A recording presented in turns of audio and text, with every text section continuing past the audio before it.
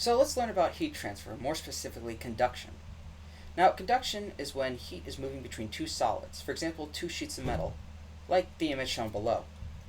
Now, Q is equal to K times A times dt over dx, where Q is equal to energy transmitted in joules, K is a heat transfer coefficient, or the change between materials, and A is the area that is exposed to the heat, for example, the part of the face that is connected to two metals.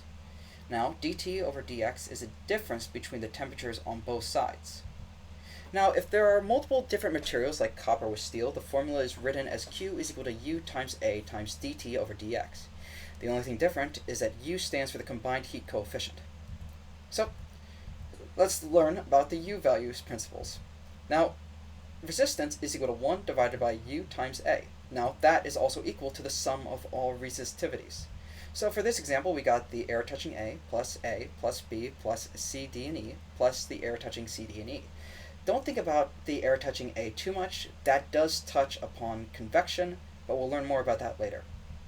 Now for the air, the resistivity formula is written as R is equal to 1 divided by H times A, where H is the heat transfer coefficient of the air and A is the area exposed.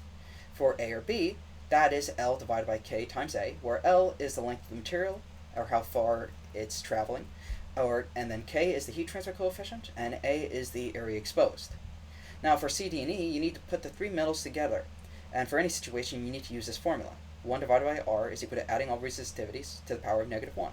For this example, it's 1 divided by R is equal to 1 divided by L divided by K times A, plus 1 divided by L divided by K times A, and do that for as many metals that are currently stacked on top of each other, to the power of negative 1. So let's look at an example problem. So, we want to find out what is the Q value.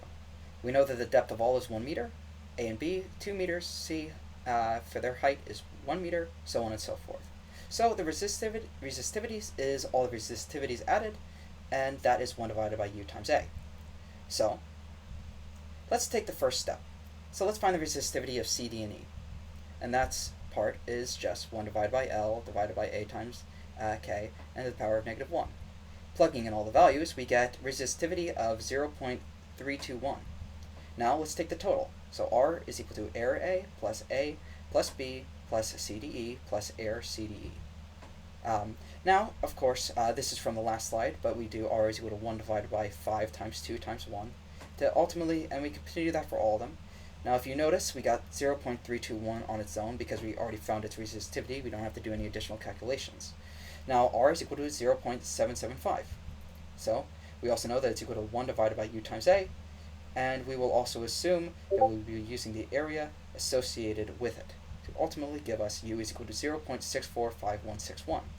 So then Q is equal to U times A multiplied by dt divided by dx to ultimately give us 32.25805 watts.